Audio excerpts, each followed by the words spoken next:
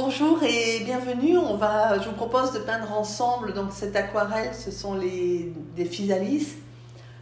C'est vraiment c'est l'aquarelle que j'ai commencé par celle-là. Et ensuite, je me suis rendu compte que il fallait d'abord montrer comment on peignait des physalis parce que là, on ajoute en fait je n'ose pas dire difficulté, mais deux techniques. Hein. Il y a les physalis, peindre les physalis et ensuite peindre l'arrière-plan. Voilà. Donc on dessine ces physalis et on protège bien tout ce qui est tige, pas les feuilles, hein, tige et physalis avec du liquide de masquage. On laisse sécher, on mouille une fois que c'est bien sec et donc on positionne ces couleurs. Alors j'ai commencé par le jaune, puis ce qu'on appelle l'or vert, hein, le green gold. Si vous n'avez pas, vous mettez un vert très clair, vous ajoutez beaucoup de jaune dans le vert en fait. Et ensuite, j'ai continué par le violet et le vert de périlène, qui sont des couleurs super foncées. Alors, par contre, elles ne sont pas posées totalement au hasard, c'est-à-dire que moi, j'ai décidé, mais c'est un choix de ma part, que la lumière venait d'en haut et de gauche. Du coup, j'ai mis plutôt mes couleurs foncées dans la diagonale, hein, côté droit. Voilà. Il y a aussi une autre raison, c'est que les physalis sont clairs, et que pour les mettre en valeur, il va falloir que leur environnement soit plutôt quand même sombre, donc violet ou vert plutôt que jaune. Parce que si vous mettez des physalis sur fond jaune, on ne verra rien du tout, ni le fond, ni les physalis.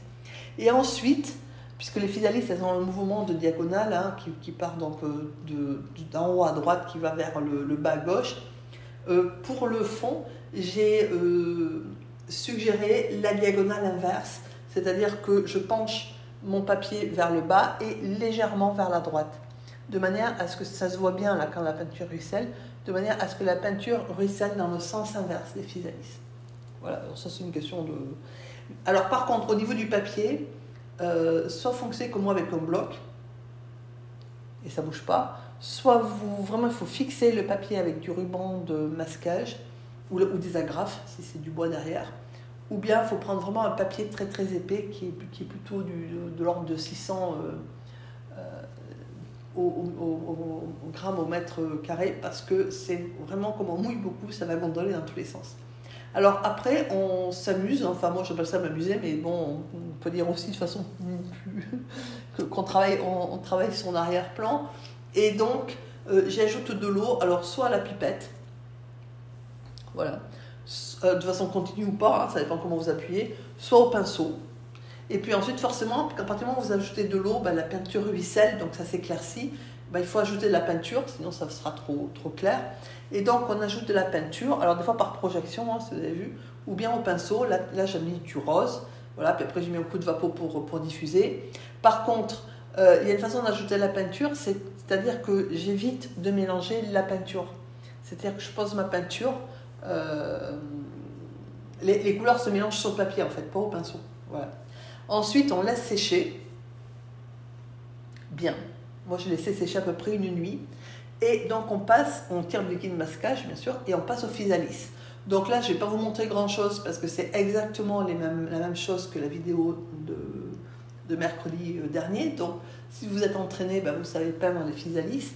Ce sont les mêmes couleurs et c'est la même technique. La seule différence, c'est qu'il y a des endroits, notamment celle du centre, où comme là j'ai un arrière-plan qui est foncé, hein, qui est coloré et foncé, j'ai laissé plus de blanc dans le physalis. Alors que dans la précédente vidéo, comme le fond était blanc, c'était compliqué de laisser des physalis trop clairs. Alors, alors ça c'est le premier passage des physalis. On va donc finir l'arrière-plan parce qu'il n'est pas fini là, et donc faire ce qu'on appelle la peinture en négatif. Donc là, c'est de la créativité. La recette, je vais vous la donner. C'est soit de déterminer les formes qui ont pu être faites de façon aléatoire par le fond, soit, là j'en ai un peu triché, soit dessiner déjà à peu près, hein, avoir positionné déjà ces feuilles, les avoir à peu près dessinées, et donc faire les contours. Alors comment on fait les contours? On choisit la couleur du contour, et on y met donc un liseré de peinture qui est quand même un peu épais, c'est pas un trait, hein, si vous regardez, mon trait, ou si vous voulez, mon trait de contour est quand même assez épais pour un trait de contour. Et ensuite, je prends le pinceau humide et je diffuse le contour que je viens de mettre. Ce qui fait que ça vous donne, là où on a commencé à poser la peinture, ça on a diffusé un contour assez foncé, mais qui progressivement se diffuse sur l'arrière-plan. Alors ça c'est le principe. Au niveau de la couleur, ben, ça dépend, il faut utiliser, il faut tenir compte des zones de lumière, là où on veut mettre la lumière et l'ombre. Il faut tenir compte ensuite de l'arrière-plan qui est dessous, et puis après de son envie. Donc il faut combiner les trois. Alors il peut arriver des endroits, comme là où j'étais, en bas là, où la peinture a recouvert le crayon papier qui n'était pas non plus super appuyé, et donc on ne sait plus ce qu'il faut faire. Eh bien, en fait, c'est pas très grave. Alors, soit vous y allez directement au pinceau, hein, si vous êtes aventureux de nature, soit vous y allez, la solution la moins risquée, c'est que vous prenez un crayon papier et vous re-esquissez vite, alors avec évidemment un trait léger, le contour de vos feuilles de manière à pouvoir peindre par-dessus. C'est pas forcément la même chose que ce qu'on avait dessiné avant, puisque de toute façon, ça se voit plus.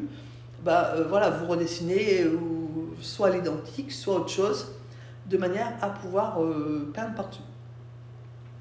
Alors, si vous regardez au niveau des contours, dans les feuilles en haut à droite, j'ai mis, pour celle qui était la plus haute, un mélange de rose et de vert doré. Hein.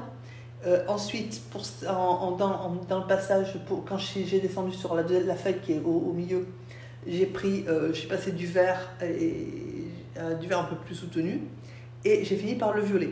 Et là, j'ai fait plutôt l'inverse, c'est-à-dire que je suis partie plutôt du violet, du vert foncé, vert périlène, du violet, et quand je suis remontée, j'ai bien sûr mis du violet, mais que j'ai éclairci avec du vert que je suis en train d'éclaircir là, avec du vert doré, ou bien vous y mettez du jaune, voilà, ou de l'orange.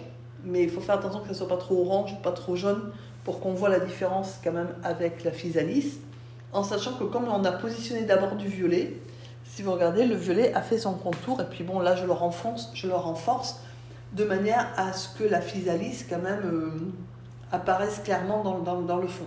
C'est-à-dire que les couleurs en fait, avec lesquelles vous allez faire votre contour sont là pour mettre en valeur en fait le sujet que vous êtes en train de mettre en valeur. Donc si ce sont des feuilles ou des physalis, évidemment les contours ne seront pas pareils, parce que les physalis, elles sont entre le rose, rouge, l'orange, le jaune, voire le blanc, alors que les feuilles, en fait, on n'a pas du tout fait le choix de faire moi je ne l'ai pas fait en tout cas, le choix de faire des feuilles réalistes. Du coup, je suis beaucoup plus libre dans mon contour de feuilles.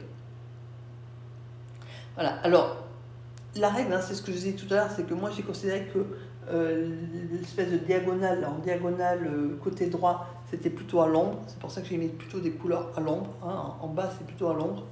Mais j'ai pas mis que des couleurs non plus, que du sombre, parce que sinon, on va avoir une grande partie qui va être très sombre.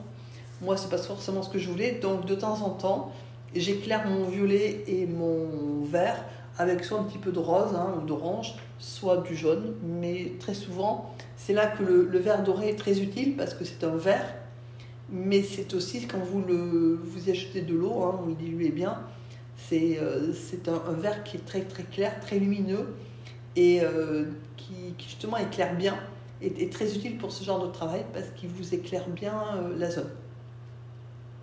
Voilà, donc là c'est pareil, hein, c'est toujours la même technique, hein, je fais un contour avec de la peinture un peu plus soutenue, avec une teinte plus soutenue, et ensuite je dilue la peinture que je viens de mettre, de manière à avoir une progressivité dans la couleur, du plus dense du liseré jusqu'au reste du fond, et puis aussi c'est plus facile pour raccorder le reste du fond. Alors là c'est pareil, je suis dans la zone plus éclairée, donc c'est pour ça que j'ai commencé par le green gold, auquel j'ai ajouté du rose, sauf que ce sont des couleurs qui sont bien trop proches de la physalis.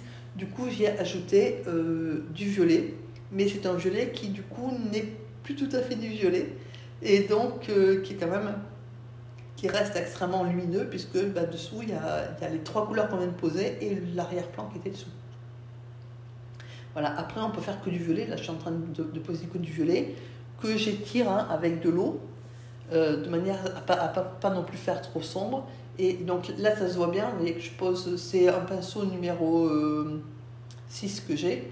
Donc j'ai posé à peu près la largeur du pinceau. Et ensuite, voilà, là, je vais diffuser, alors soit avec de l'eau, soit comme là j'apporte de l'eau, soit j'ai pris la précaution d'y poser un petit peu d'or vert, hein, de manière à donner, parce que forcément quand on mélange, il y a un petit peu de lumière de l'or vert qui est allé dans le périlène.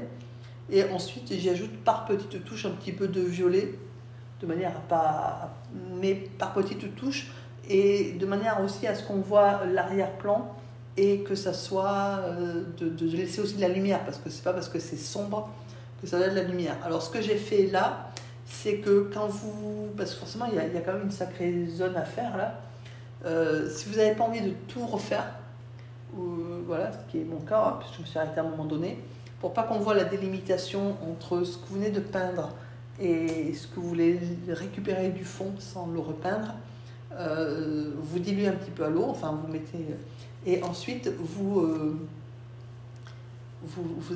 alors j'ose pas dire essuyer, parce que essuyer pour moi c'est faire un mouvement qui appuie, c'est vous tamponnez juste un petit peu un essuie-tout, enfin, ou un Kleenex, de manière à absorber l'eau et qu'on ne voit pas la délimitation. Voilà. Et sans plus. Comme ça, vous ne voyez pas la frontière, ça ne fait pas une frontière nette entre ce que vous venez de peindre et et donc ce qui est mouillé et la partie qui est sèche. Voilà. On estompe un peu ça.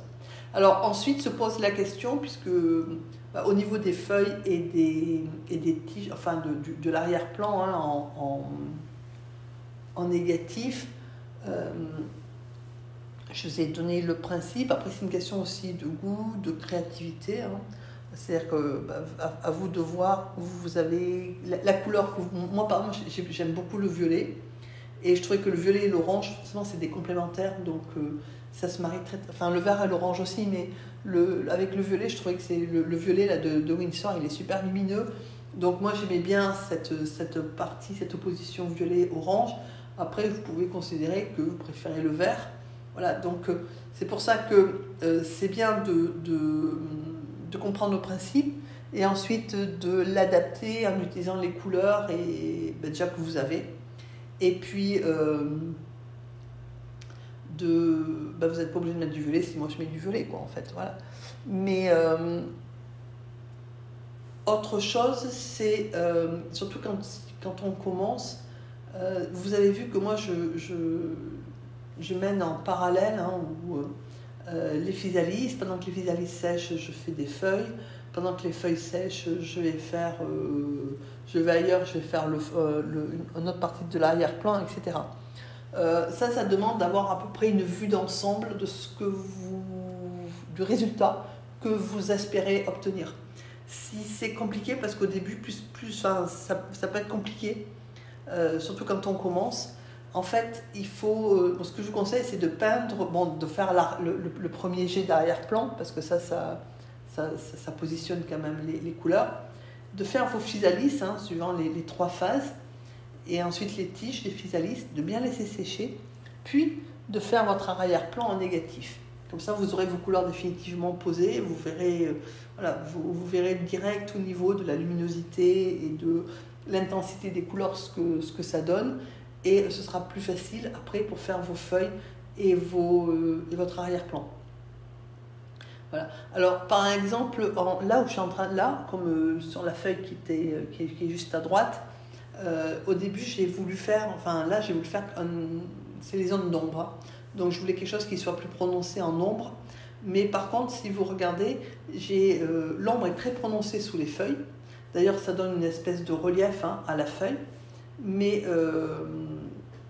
j'ai quand même apporté de la lumière dans la zone d'ombre. C'est-à-dire que j'ai mis mon violet ou mon vert, mais ensuite j'ai apporté un petit peu de couleur. Voilà, là, je vais vous le montrer. Vous voyez que là, c'est très très sombre, c'est du vert de périlène bien costaud. Alors, si j'éclaircis, ça se voit, parce que c'est juste en bas de là. Ça se voit, ça s'éclaircit bien sûr, mais ça passe au vert gris, hein, puisque le vert de Perlène est super foncé, et c'est assez froid. Alors ça peut vous convenir. Moi je trouvais que c'était assez froid, ça ne me plaisait pas bien, donc j'ai ajouté une pointe de vert doré, de manière à éclairer un tout petit peu le vert. De la même façon, je vais faire un petit peu pareil ailleurs, hein. C'est-à-dire que le contour des feuilles est très très foncé parce qu'on est quand même dans la zone la plus sombre. Mais j'ai pas fait non plus une zone importante trop foncée, parce que ça attire le regard aussi. Si vous faites quelque chose de trop foncé, ça attire le regard aussi. Donc là, c'est une combinaison de vert et de violet que j'éclaircis un petit peu à petite touche en apportant de l'eau. Et ensuite, par endroits, j'y mets du vert. Voilà. Donc j'espère que cette vidéo vous aura intéressé, que vous allez avoir beaucoup de plaisir à faire ce genre d'aquarelle. Ça change un petit peu. Et puis surtout, je trouve que c'est un bon mix entre quelque chose qui est peint, enfin je veux dire de façon un peu traditionnelle, et puis la peinture en négatif qui est très créative. Voilà, donc je vous souhaite une excellente journée et je vous dis à très bientôt.